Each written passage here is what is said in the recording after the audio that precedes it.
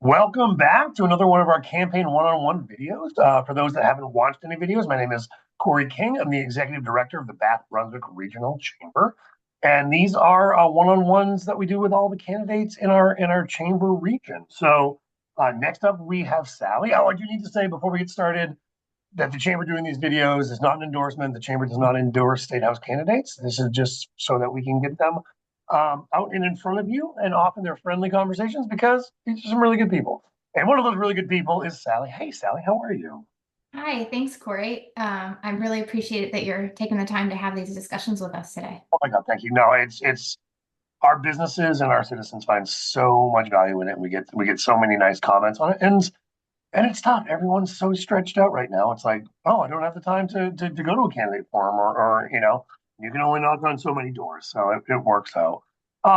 Sally, as you know, there's 5 questions we're going to go through. I like to ask every candidate the same question, so everything's fair. But more than likely, we're probably going to have follow-up questions depending on some of your answers. So we may go down some paths, and that's a good thing. That's how conversations go. So.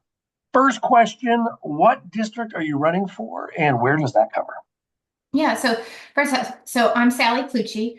I currently represent House District 52, which includes the communities of Richmond, Bowdoinham, and the northern half of Bowdoin, so north of Main Street. And I am running for my for re-election. So I just finished my first term. Oh, wonderful. So tell us a little bit about your background and why you're running for office. Yeah, thanks for the question. So, I have been in Bowdoinham for about 13 years. My husband and I moved here to raise our family. And since I came to the community, I became the chair of the Bowdoinham Food Pantry. Have been very involved with the school. And when the opportunity came up to need a state representative a couple of years ago, I thought, oh, well, I'm already advocating in the community, so maybe I'll just throw my hat in the ring and step up for that. And it's been a really wonderful experience. But before that, I have worked in all three sectors. I've worked in the government. I have worked at both the federal level as a contractor for the U.S. Army, and then in state government as a state legislator. I have worked in the nonprofit sector for big policy think tanks, the Brookings Institution, the National Academy of Sciences, in health and science policy, and then also really tiny nonprofit with the Bowdoinham Food Pantry. And then I've also worked for two corporations. One was a pharmaceutical company, and one was a health technology startup company. So I've really been able to experience kind of all the sectors that we have, and I can understand what the different incentives are for the different sector. I can see how well they could work together if they're actually well functioning. And I've really I've been so pleased to have been able to have all of that experience, because I think bringing that to the State House has been incredibly valuable, because I can really sort of see the perspective of all of the different sectors. I was going to say, yeah, to tell me how that affected your first term and that sort of thing. Any examples you've got? I mean, so this is just a microcosm and not Yeah. specifically related to the jobs, but I have purchased and renovated properties and have become and so I've been a landlord, Yeah. right? But I've also been a renter. And so just being able to have those to be able to put on those different hats to try and understand, all right, when we're talking about housing policy, well, what is fair for a landlord versus what is fair for a renter? And I think that similarly, with some of the other pieces of legislation that came forward, I was able to understand both sides and then try and find who I was really trying to advocate for, which first and foremost, I'm always looking for who are the people that need advocacy that aren't in this room right now, Mm. because they don't have a paid lobbyist and they don't have a voice, because it's really important that we make sure that those people that aren't able to participate in the process have a representative. And I think that is a part of my job as state representative, is to be able to be the advocate for the people that aren't in the room. It's so funny. I've said that for years about like town council meetings, where it's like, yeah, you're hearing from the people that can take the time to come to a town council meeting And the single parents that are trying to feed three kids and put them to bed, they're not at the town council meetings because they got three kids and they're putting them to bed, Right. and so that's a really great perspective to have.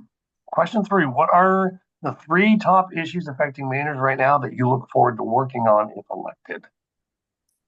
Yeah, so I have three priority areas, and they really, I think, are all intertwined.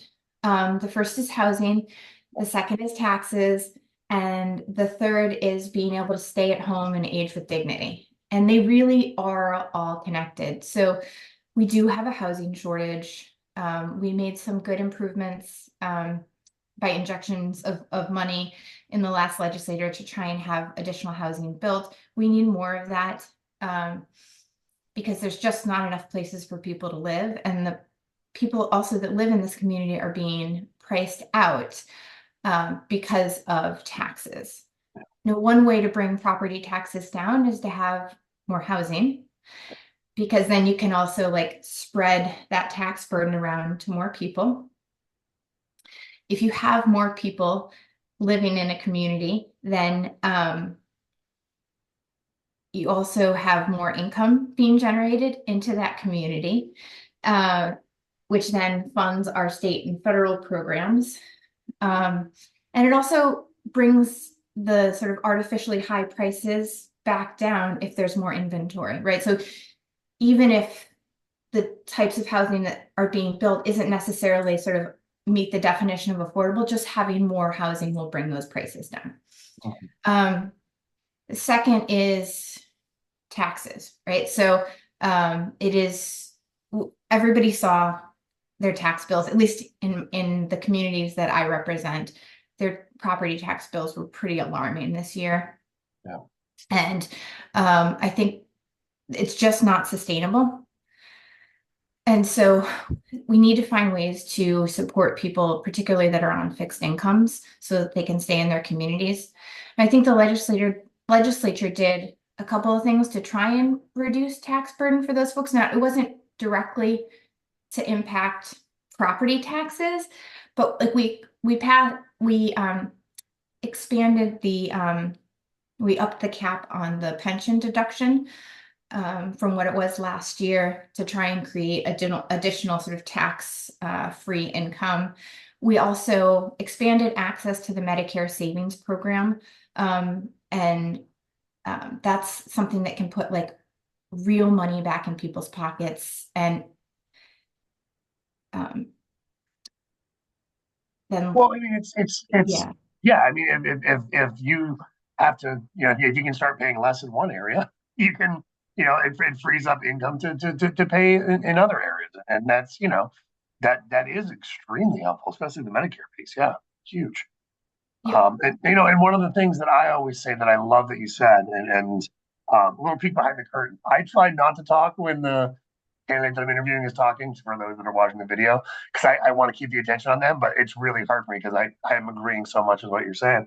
And one of those is the affordable housing piece, where the story I always tell people is if God forbid my house burned down tomorrow, my wife and I would get a check from the insurance company, but we would be looking for a house between probably 275 and 375. That's what our budget can do.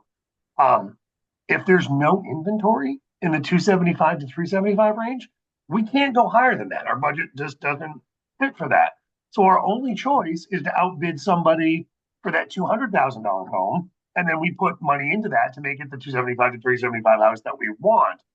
But if what about the person that can only afford the $200,000 house? If I'm taking all the inventory from the people below me, then they're going to take it.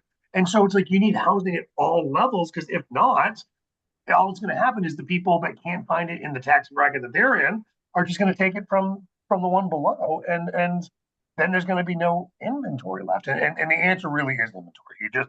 We just need more of it.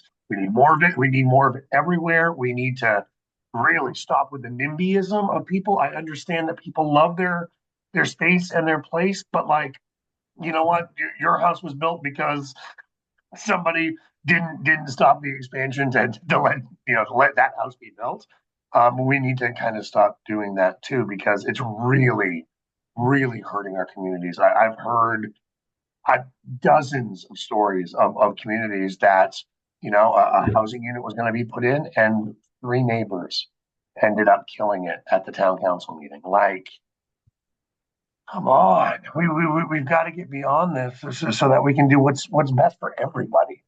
So anyway, Yeah, that's me getting on my little soapbox. So if you can help me down, that would be. I appreciate that. I mean, I think it's a huge problem, and I think all communities see that. And the fact that we have housing codes written at the local level Yeah. results in that kind of thing happening. But the other point I wanted to bring up is that Maine has a lot of non-resident homeowners, Mhm. and that takes a huge chunk of our inventory away. And it takes it away from Mainers who are here that full year that are paying income taxes throughout the entire year and sales tax throughout the entire year. And so, we really only have three sources of revenue, property taxes, sales tax, and income tax. And when you have people that are living here or that are occupying housing that people that want to be working full time can't live in, we're losing out on that income revenue and also on the sales tax revenue for when they're here. So I think it's also important that we think about if we want to keep Maine a place that Mainers can live, we have to do something to require more from the out of state or the non-resident homeowners and maybe try and either get them to move here full time or disincentivize them from taking up our housing stock and then not contributing fairly.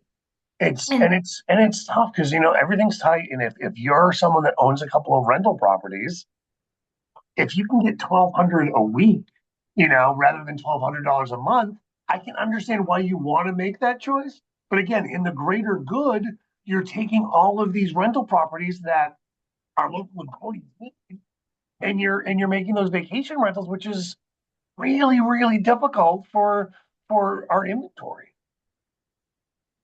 yeah, I I mean, it's a longer story. I'm sorry. I could go down no, and down this road. no, I mean, I think something we could also think about doing is trying to figure out ways to incentivize the non-resident homeowners that are treating housing as a business.